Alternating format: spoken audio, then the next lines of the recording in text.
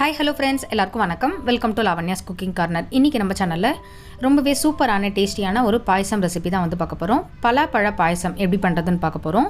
பொதுவாகவே இந்த April May ஜூன்லாம் வந்து பார்த்திங்கன்னா பலாப்பழ சீசன் இருக்கும்போதே இந்த மாதிரி இந்த பலாப்பழ பாயசத்தை வந்து நீங்கள் ட்ரை பண்ணிங்க அப்படின்னா ரொம்ப டேஸ்டியாக ரொம்ப சூப்பராக இருக்கும். ஸோ இந்த பலாப்பழ பாயசம் பண்ணுறதுக்கு முதல்ல பைத்தம்பருப்பை வந்து நம்ம குக்கரில் வேக வச்சுக்க போகிறோம். அரை கப் அளவுக்கு பைத்தம்பருப்பை நல்லா 2 தடவை களைஞ்சிட்டு நம்ம வந்து எடுத்துக்கலாம். களைஞ்ச பைத்தம்பருப்பில் 1.5 டம்ளர் அளவுக்கு வெந்நீர் வந்து விட்டுக்க போகிறேன். வெந்நீர் விட்டு இதை குக்கரில் வச்சு நல்லா ஒரு 2லேருந்து 3 விசில் விட்டு நல்லா குழைய வேக வச்சு எடுத்துக்கலாம். இப்போ பைத்தம்பருப்பை வந்து முதல்ல வேக வச்சுக்க போகிறோம். அடுத்து ஒரு மிக்சி ஜாரில் 1 கிலோ அளவுக்கு பலாச்சோளை வந்து பார்த்திங்கன்னா க்ளீன் பண்ணி எடுத்து வச்சுட்டுருக்கேன். இப்போ இதில் உள்ளுக்குள்ளே இருக்கிற அந்த சீடு எல்லாத்தையும் எடுத்து க்ளீன் பண்ணியாச்சு. இதை வந்து மிக்சி ஜாரில் சேர்த்து நைஸாக வந்து அரைச்சிக்க போகிறோம். நம்ம வந்து 2 பேட்சாக அரைச்சிக்கலாம். முதல்ல ஒரு பாதி அரைச்சிட்டு அதுக்கப்புறம் மீதியை வந்து அரைச்சிக்கலாம். பலாப்பழத்தை வந்து நைஸாக நீங்கள் வந்து தண்ணிலாம் எது விடணுங்கிறது கிடையாது, அப்படியே அரைச்சுண்டா போகிறோம். பலாப்பழ சீசன் போதே நம்ம பலாப்பழத்தோட அந்த சக்கை வரட்டி பண்ணி வச்சுட்டோம் அப்படின்னா பாயசம் வைக்கிறதுக்கு கூட உங்களுக்கு ஈஸியாக இருக்கும். ஸோ அது வந்து டைம் கிடச்சிது அப்படின்னா அதோட ரெசிபி கூட நான் உங்களுக்கு வந்து ஷேர் பண்ணுறேன். இப்போது பலாப்பழத்தை வந்து சூப்பராக அரைச்சி எடுத்துட்டாச்சு. அடுத்து அடிகனமாக இருக்கக்கூடிய உருளியில் 1 டேபிள் ஸ்பூன் அளவுக்கு நெய் விட்டுக்கலாம். நெய் சூடானதும் இதில் 15லேருந்து 20 முந்திரி பருப்பை உடச்சி சேர்த்துக்கலாம். இந்த முந்திரி பருப்பை வந்து லைட்டாக வறுத்துக்க போகிறோம். இது கூடவே 15லேருந்து 20 திராட்சையை வந்து சேர்த்துக்க போகிறோம். ஸோ இந்த முந்திரி பருப்பு திராட்சை வந்து நல்லா நெய்யில் வறுத்து எடுத்துக்கலாம். முந்திரி பருப்பு திராட்சையை வந்து நல்லா வறுத்து எடுத்துட்டு அதே உருளிலேயே 2 டேபிள் ஸ்பூன் அளவுக்கு பொடியாக நறுக்கின தேங்காய் பால் வந்து சேர்த்துக்கலாம். தேங்காய் பால் சேர்த்துட்டு இதையும் வந்து நெய்லேயே நல்லா வறுத்துக்க போகிறோம். நம்ம இந்த பாயசத்துக்கு வந்து ஃபுல்லாக தேங்காய் பால் விட்டு தான் பண்ண போகிறோம். இருந்தாலுமே தேங்காய் பாலில் வந்து பார்த்திங்கன்னா நெய்யில் இது மாதிரி வறுத்து சேர்க்கும் போது பாயசம் வந்து சாப்பிடும்போது வந்து பார்த்திங்கன்னா ரொம்ப டேஸ்டியாக சூப்பராக இருக்கும். இப்போ தேங்காய் பால் வந்து இது மாதிரி நல்லா செவந்து வந்ததுக்கப்புறம் இதையும் வந்து அதே பாத்திரத்துலேயே மாற்றிக்கலாம். அடுத்து இதில் 2 டேபிள் ஸ்பூன் அளவுக்கு நெய் விட்டுட்டு நம்ம அரைச்சி வச்சுட்டு இருக்கக்கூடிய அந்த பலாப்பழ விழுது வந்து இதில் சேர்த்துக்க போகிறோம். ஸோ பலாப்பழ விழுது சேர்த்துட்டு கேஸை வந்து ஃபுல்லாக சிம்மில் வச்சு நீங்கள் வந்து கலரிக்கோங்க. அந்த பலாப்பழத்தில் இருக்கிற பச்சை வாசனை போய் பலாப்பழம் வந்து பார்த்திங்கன்னா இந்த நெய்யோடு நல்லா வெந்து வரும். அந்த அளவுக்கு வந்து நல்லா கலரிக்கணும். 10லேருந்து 15 நிமிஷம் ஆகும். ஸோ சிம்மில் வச்சு நல்லா கலரிக்கோங்க.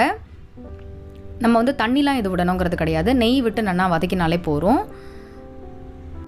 அதே மாதிரி இந்த பாயசம் வைக்கிறதுக்கு நல்லா அடி கனமாக இருக்கக்கூடிய பாத்திரமாக வந்து எடுத்துக்கோங்க.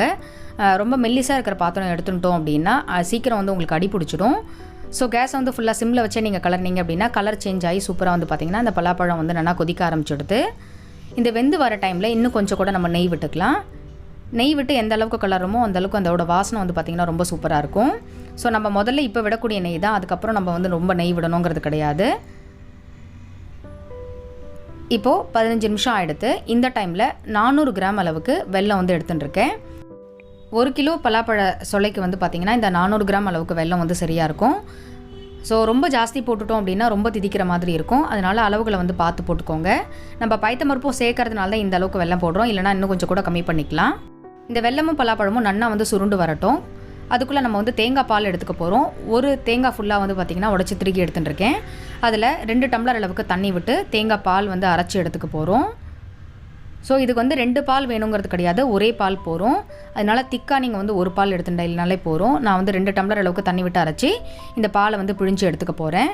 இப்போ இந்த பக்கம் வந்து பார்த்திங்கன்னா வெல்லமும் நல்லா கரைஞ்சி கொதிக்க ஆரம்பிச்செடுத்து தண்ணி எதுவும் விடலை. நம்ம இந்த பலாப்பழத்தோடையே சேர்ந்து வந்து பார்த்திங்கன்னா அந்த வெல்லத்தோட பச்சை வாசனை போக நல்லா கொதிச்செடுத்து இது மாதிரி கொதிச்சு நல்லா கலர் சேஞ்ச் ஆகணும். உங்களுக்கு வெல்லமும் நல்லா ப்ரௌனாக எடுத்துட்டிங்க அப்படின்னா பாயசம் வந்து கலர் சூப்பராக இருக்கும். இந்த டைமில் நம்ம வேக வச்சு எடுத்து வச்சுருக்கிறேன் இந்த பைத்தம்பருப்பு வந்து நான் மசிச்சுட்டு சேர்த்துக்கலாம். பலாப்பழ பாயசத்தில் பைத்தம்பருப்பு சேர்க்கறதுனால என்ன அப்படின்னா டேஸ்ட்டும் வந்து ரொம்ப சூப்பராக இருக்கும். அட் த சேம் டைம் நம்ம வந்து தேங்காய் பால் விடும்போது வந்து பார்த்திங்கன்னா டக்குன்னு ஒரு சில நேரம் திரிஞ்சு போயிடும். அது தெரியாமல் பேலன்ஸ் ஆகிறதுக்காக தான் நம்ம வந்து பைத்தம்பருப்பு சேர்க்குறோம். பைத்தம்பருப்பு போட்டு நம்ம பாயசம் அது பண்ணும்போது அந்த பலாப்பழத்தோட அந்த ஃபுல் ஹெவி அந்த இது உங்களுக்கு வந்து தெரியாது, டேஸ்டியாக இருக்கும் இந்த பைத்தம்பருப்பு சேர்த்து பண்ணும்போது. இப்போ இந்த பைத்தம்பருப்பு சேர்த்துட்டு 5லேருந்து 10 நிமிஷம் நல்லா கொதிக்கட்டும். இப்போ பார்த்திங்கன்னா நல்லா கொதிச்செடுத்து பாயசம். இந்த டைமில் நம்ம எடுத்து வச்சுருக்கிற இந்த தேங்காய் பால் வந்து விட்டுக்க போகிறோம். தேங்காய் பால் சேர்த்துட்டு ரொம்ப நாளைக்கு கொதிக்கணுங்கிறது கிடையாது, லைட்டாக கொதி வந்தாலே போகிறோம். ரொம்ப கொதிச்செடுத்து அப்படின்னா தேங்காய் பால் சேர்த்ததுக்கப்புறம் திரிஞ்சு போயிடும். அதனால் அதை வந்து பார்த்துக்கோங்க. பைத்தம்பருப்பு, வெல்லம், பலாப்பழம் இதெல்லாம் வந்து நல்லா சுருளை கொதிச்செடுத்து அப்படின்னாலே தேங்காய் பால் சேர்த்ததுக்கப்புறம் நீங்கள் சீக்கிரம் வந்து கேஸ் ஆஃப் பண்ணிடலாம். இப்போ நம்ம தேங்காய் பால் சேர்த்துட்டு ஒரு 2 நிமிஷம் ஆகிடுத்து. இந்த டைமில் நம்ம வறுத்து வச்சுருக்கிற இந்த முந்திரி பருப்பு, திராட்சை, தேங்காவை வந்து சேர்த்துக்கலாம். இதை சேர்த்துட்டு நல்லா ஒரு தடவை கலரி விட்டுக்கோங்க. ரொம்ப நாளைக்கு கொதிக்கணுங்கிறது கிடையாது. நல்லா கலரி விட்டுட்டு இதில் கொஞ்சமாக ஏலக்காய் பொடி சேர்த்துட்டு கேஸை வந்து ஆஃப் பண்ணிக்கோங்க. ரொம்பவே சூப்பராக நம்மளோட பலாப்பழம் பாயசம் வந்து ரெடி ஆகிடுது.